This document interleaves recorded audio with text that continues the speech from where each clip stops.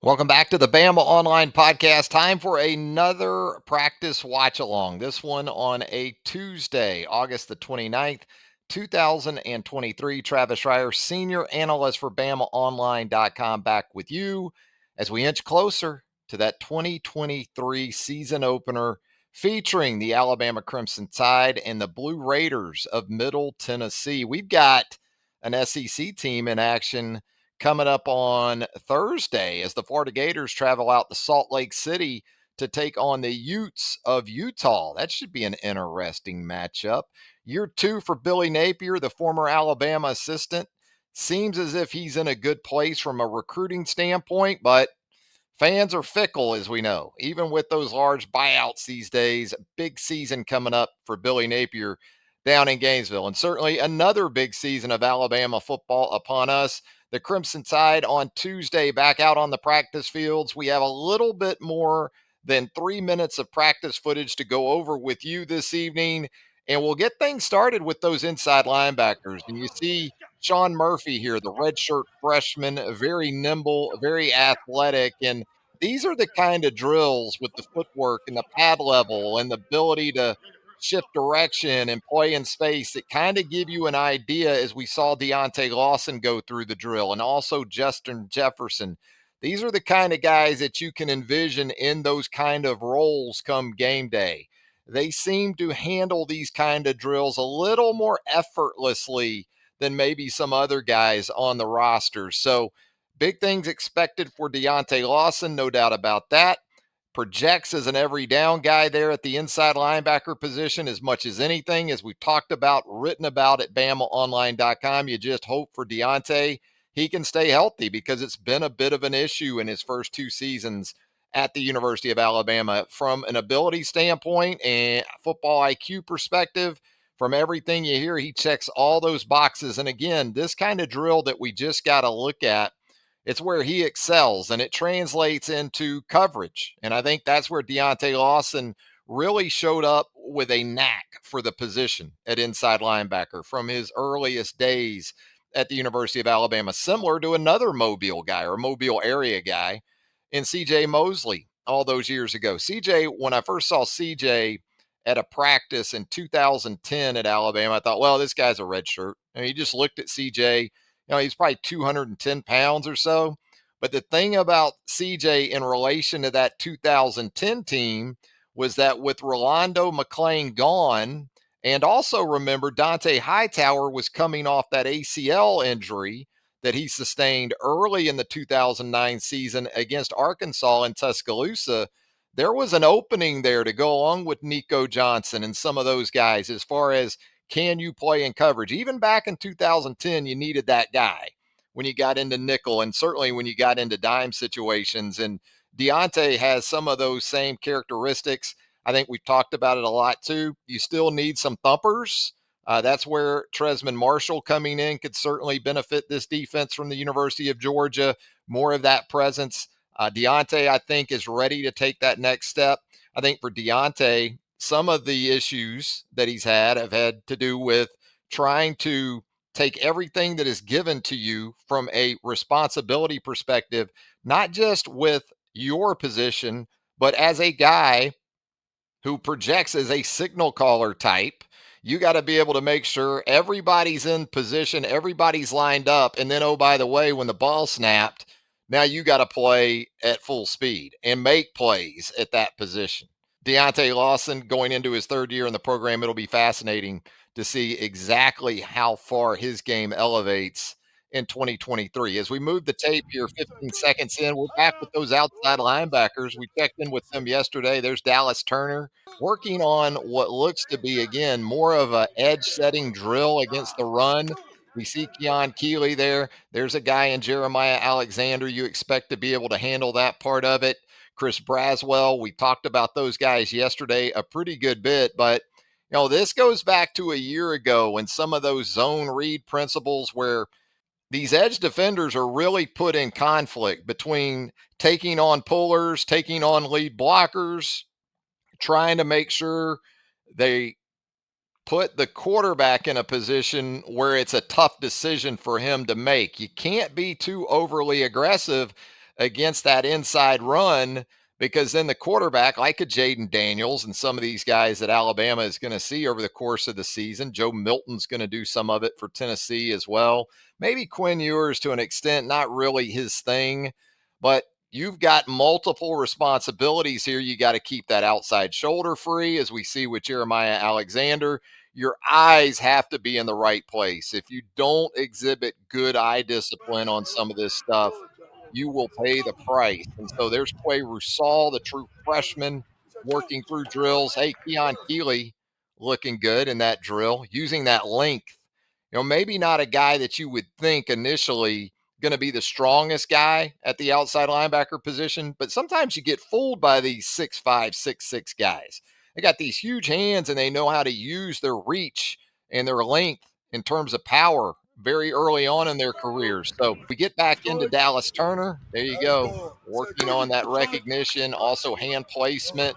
You want to be explosive, but you got to be disciplined in your approach too. As we stop it here 1 minute in, there's Keanu Coote. We talked about him a little bit yesterday and kind of his place in this pecking order. And I think we all kind of understand at this point that the only surprise that we would get at outside linebacker Saturday night would be if Dallas Turner and Chris Braswell weren't the first two guys out there. And as I talked about in Monday's practice watch along, with the way Middle Tennessee goes about their business on offense, I would think Chris Braswell and Dallas Turner, for as long as the game is truly competitive, going to be on the field a good bit. But that next tier, Q Robinson, a veteran, Keanu Coote, and then you also talk about Jeremiah Alexander. How's that going to play out? That's something I'll have my attention, have my antenna up for as Alabama starts to move maybe some different guys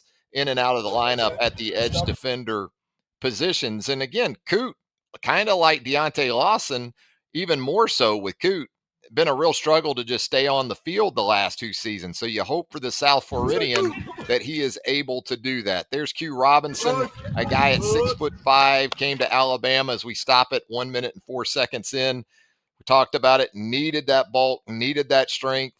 I think Q's a guy that he could weigh 240, 245, and you wouldn't be able to tell all that much because he is so long at 6'5". And look, some of these guys too, and we'll talk about this more as we get into these defensive backs, and we've already seen some of the inside linebackers. Guys like Sean Murphy, guys like Keanu Coote, guys like Q Robinson, guys like Jeremiah Alexander. When you talk special teams, you expect them to be very much involved in this season opener. And hey, by the way, for those outside linebackers, their position coach, Coleman Hutzler, obviously has a big hand in special teams play for the Crimson Tide. So as we roll it here 1 minute and 4 seconds in, we get into some defensive back stuff. And there's Earl Little, the second first, maintaining phase with the receiver. This is a drill you'll see very early on in practice. There was a time when Nick Saban would throw these go routes himself. I don't think Nick does that as much these days, but you see Earl Little maintain phase connected to that wide receiver, and then he gets his head around and makes a play on the football. And Earl Little is going to be another one of these interesting guys because you expect him, and he has been very much in the mix at the star position, but we know that Malachi Moore has and can play inside there at the slot corner. We know Terrion Arnold has cross-trained some between corner and star himself. You've got some safeties that have been, in addition to Malachi Moore, in that mix. So exactly how that shakes out in the opener and beyond will be on my checklist, no doubt about it. We run the tape here. There's Jalil Hurley, the true freshman corner, going up and semi-high pointing that pass. And then at about 116 into the video, we get into a drill that is really cool, in my opinion. And we see Trey Amos up first here working against a receiver. And it's a recovery drill. Now, it kind of starts with the DB behind the wide receiver. You're not able to, maybe at the moment of truth, get your head around. So you have to depend on some keys from the receiver maybe to help you out. You're looking at hands. Does his hands go up? If they do, then you're going to see that opposite hand and arm for the defensive back, the corner. And as you can see in this footage, Nick Saban all eyes on this situation. You're going to go for that sort of stab move right there that you see from Jalil Hurley as you recover against a wide receiver on a deep ball and try to make a play through the ball. We actually saw some of this even as we watched Desmond Ricks right here. We saw some of this in the A-Day game because if you recall, there was one deep shot from Ty Simpson to Jermaine Burton in the spring game where Burton early on had his guy beat. In fact, I think it may have been Desmond Ricks in the first half of that scrimmage. And Ricks, to his credit, kept playing. He was beaten, but he played through the ball and was able to get there on a ball that should have been thrown maybe a little bit earlier, should have been thrown a little bit more out in front. But that's why you do what that drill simulates, because you don't just take for granted, oh, well, I'm beat. The ball is going to be on the money. The ball is going to be on time. I'm not going to have a chance to make a play. This is a touchdown. No, you recover and sprint as hard as you can, and then you play the technique at the catch and you play through the catch with the receiver. So we move it along here in the video, 1 minute and 35 seconds into it, and we get into some running backs. There's Chase McClellan working with Rob Gillespie, the running backs coach, working on staying low, pad level, and also moving those feet, lateral movement, and how some of this certainly translates into an area like pass protection. There you see Roydell Williams. Jam Miller jumps in here. Boy, these backs look good. They're physically ready to go. Next up, Justice Haynes. We had heard that he had been dealing with a minor injury of sorts. He looks pretty good here in this drill. And you see these four backs as we stop at 1 minute and 57 seconds in, and you wonder, how is this going to play out on Saturday night? Because you get the sense that Alabama feels like they've got four backs that they could rotate into this game before the end of the first quarter, and maybe it'll play out that way. You know, I was watching Notre Dame and Navy last Saturday from Dublin, and of course, Tommy Rees, first-year offensive coordinator at Alabama, previously of Notre Dame. I want to say Notre Dame played five running backs in the first half of that game against Navy last weekend. Now, look, Notre Dame took command of that game very early. Perhaps that wouldn't have been the case had the Irish not gotten off to such a good start. Maybe it would have been more of Audric Estime, the first back that we saw for Notre Dame in that game. But you know what? Audric Estime, by the way, physically puts off some Roydell Williams, kind of that 5'10", 5'11", 215, 220, really stout running back who runs it hard between the tackles. But that is something that for Saturday night, again, how many backs do we see and how quickly do we see maybe as many as four as Justice Haynes here works through the drill with Rob Gillespie. Next, we see a release from the backs from that look. And what I'm thinking here is, as I stop it at 2:04, you see Jam Miller, is that right elbow, that right forearm, that has the feel of maybe a little chip before you go out and sit down in the route. And if you watch pass protection and you watch chipping in pass protection, you can see games and you can see instances where some of these poor edge defenders, the sweet spot for these is the rib cage. And that'll slow some guys down if they know that's coming, as we see Justice Haynes doing his thing in the drill as well. We shift to the quarterbacks. Here's Ty Simpson. Little outcut to Ja'Cory Brook. Tyler Buckner to the other corner to Robbie Oots. Jalen Milrow, little check down. This is a red zone look here to CJ Dupree. Here comes Eli Holstein. Nice little ball to the corner there to Shaz Preston. And then Dylan Lonergan, the other freshman, does the same thing to Cole Adams, his classmate there in the right corner. You know, I roll this 245 in, and we've seen some of these tight ends right there. There's Ty Lockwood, and you kind of wonder, again, what will the usage of that position be as CJ Dupree there in that rep? You think that it could be a good bit of two tight end sets for Saturday night. It'll be what Nick Saban wants Texas to see, you have to think. But the big picture prospects of this offense, whether it's two tight end looks, will there be more two running back sets that we've seen from Alabama? Certainly we saw a good bit of that last year with Jahmyr Gibbs and Jace McClellan primarily. So some guys to consider for those looks because Jace McClellan, I've said this before, feels like he's a little bit underserved going into the season. And I think some people may wonder a little bit if this thing's going to be truly more downhill and direct runs. How well will that fit Jace McClellan? But go back to that Ole Miss game at the end of last season when Jahmyr Gibbs was out or injured for much of that game.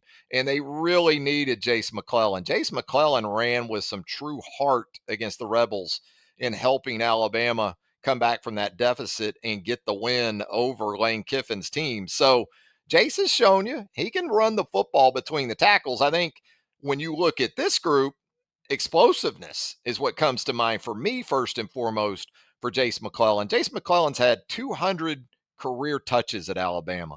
He has scored 17 touchdowns. He averaged nearly 13 yards per catch last season. His career yards per carry average at Alabama is in excess of 6 yards. So don't forget about this guy as we head into the 2023 season. Eli Holstein, as we roll it here, 256 in. He connects with another one of those tight ends, Amari Nyblack. And there's Miles Kitzelman at the 304 mark. We haven't seen Miles much in the practice footage of late, but again, another one of those tight ends that Alabama can dial up if needed. Robbie Oots and Ty Lockwood also here from Tyler Buckner. So there you go. There is your practice watch along for a Tuesday night. Not as elongated, perhaps, as Monday nights, but still a lot of fun. We got to check out some interesting guys. And again, a lot of the guys that we watched this evening, whether it was inside linebacker, outside linebacker, receivers, running backs, all of these guys too can play into special teams. So don't forget about the kicking game in all of this as you get ready for Alabama MTSU from Bryant-Denny Stadium Saturday night. I can tell you something you're going to want to do between now and then and through the game and beyond, and that's join us at BamaOnline.com. Come hang out with us on the Roundtable, the premium message board of choice for Alabama fans around the globe. Come post up. We've got site publisher Tim Watts. We've got Andrew Bone. We've got Joseph Hastings. We've got Jimmy Stein. We've got Clint Lamb. We've got senior writer Charlie Potter. So come on. What are you waiting on? Hang out with us at BamaOnline.com. Now, this podcast, the video version of it, will upload to my personal YouTube page. That's at Travis Reier, BOL on YouTube. And of course, the audio format will go up as well. Wherever you consume podcasts, you're going to find the Bama Online Podcast. If you haven't subscribed to the Bama Online Podcast, we certainly hope you'll do that as well. If you would leave us a rating and a review, that would be tremendously appreciated. Travis Reier, thanking you once again. And until next time, so long, everybody.